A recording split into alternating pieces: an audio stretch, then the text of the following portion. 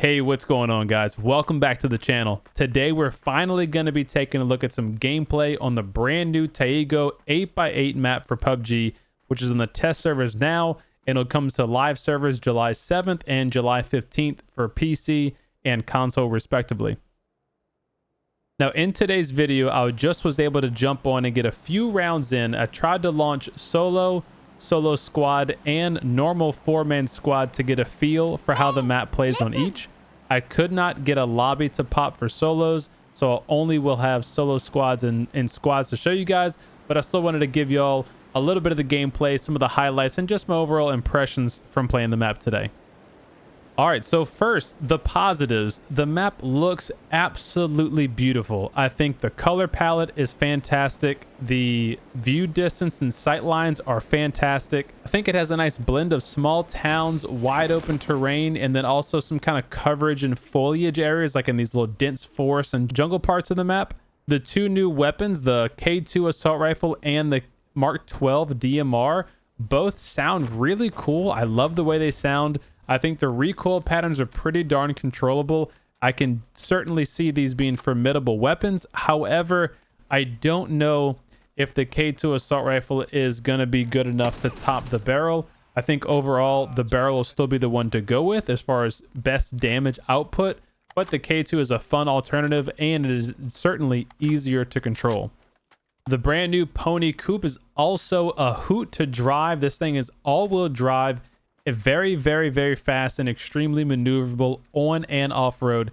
Definitely one of my funnest and favorite vehicles so far. It can fit 4 people in it, but remember, people in the back seat cannot lean out the windows to shoot, so they are going to be stuck in the back, and you can only technically have one shooter in the vehicle.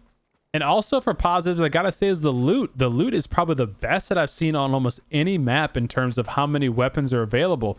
There was areas where I was tripping over sniper rifles, DMRs, assault rifles, and then some of the areas it did feel like it was lacking on attachments like grips or magazines, but for the most part I never felt like I was getting in trouble and dying just from not having a weapon, so I do enjoy that.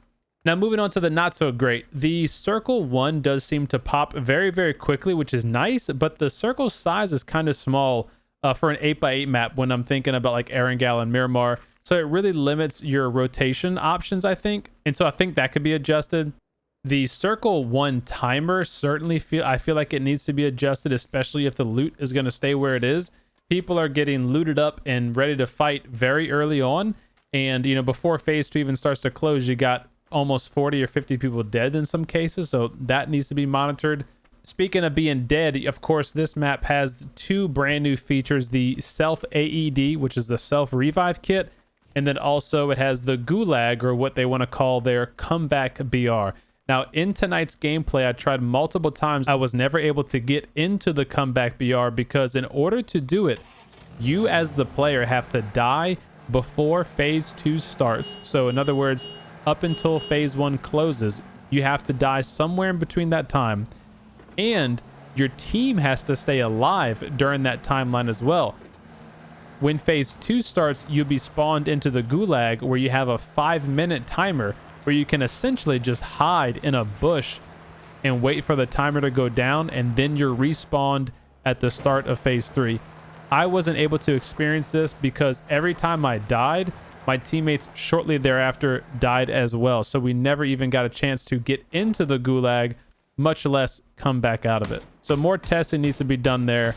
Just from initial opinions of other players and streamers, it's very underwhelming, and it's just a big snooze fest because it takes 10 minutes for phase 1 to close and then another 5 minutes throughout the actual Gulag process. So you have, if you die early on at a hot drop, you have potentially another 8 to 9 minutes before you even can attempt to quote unquote survive the Gulag, then another 5 minutes in the Gulag before you're able to spawn back into the map, and all the while assuming your teammates have been able to stay alive. In addition to the Gulag, I have not been able to test out the self AED yet. I haven't seen any of those spawn on the map. They must be a pretty rare spawn, which is kind of one of the unfortunate things. Like I thought they were going to be rare RNG loot spawns. I feel like if anything, the self reses need to be in loot crates guaranteed, and that's it. You know, that way, if you're getting a loot crate, you know you're going to have one. and they shouldn't be able to stack too. I've seen where in a couple of the promo videos for PUBG and some other folks are talking about it, where you could have 2 or 3 of them in your inventory. That just doesn't seem to make sense. I don't think that'll stay with live servers. They'll probably limit it to 1, but just imagine having to knock someone 2 or 3 times and they keep self-resin. It seems pretty annoying, right? There are some of the areas in the map where they seem to be a bit shadowed and dark, like in a lot of the warehouses, and I have my shadow set to low, which is supposed to make it a kind of a washed out black level, so to help you see better in the darker areas. And I had the brightness turned into like 62, and you could still in some places legit not even see your weapon inside of some of the buildings. So I think that's gonna have to get changed. I don't know if they need to add lights into those warehouses or what, but that needs to be taken a look at. And lastly, in terms of negatives, there were just a number of random bugs that kind of popped up through the test server, and most of the other PUBG partners have done a great job of identifying those and putting those in the Discord and kind of relaying that feedback. So I'm sure most of those will get addressed, but just kind of some quality of life things, characters getting stuck on certain areas. The cursor on the map kind of gets stuck if you go around the letter M key for some reason. So little weird bugs like that need to be ironed out. And I think the most glaringly obvious one for me anyway is that they only have solos, solo squad, and squad as the match queue types. And for the life of me, I can't understand why they wouldn't add duos. So I'm hoping that they'll correct their mistake, because it's obviously a mistake to not have duos when this thing comes to live servers. And hopefully we have it as a featured map for a couple of weeks so people can really get a chance to take a look at it and see how it goes. Anyway, enough of me rambling on.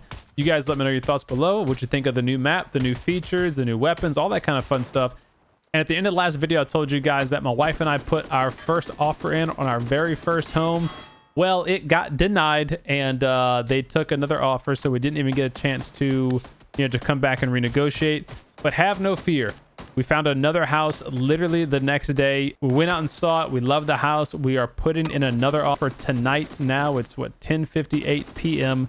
So I am absolutely drained and exhausted mentally and physically, but our fingers are crossed. Hopefully they accept our offer tomorrow, and that'll be just an awesome new chapter for my wife and I to start. So I'll keep you guys in the loop on that. Hope you all have a fantastic day, and thank you all for watching. Enjoy the rest of the video. Peace.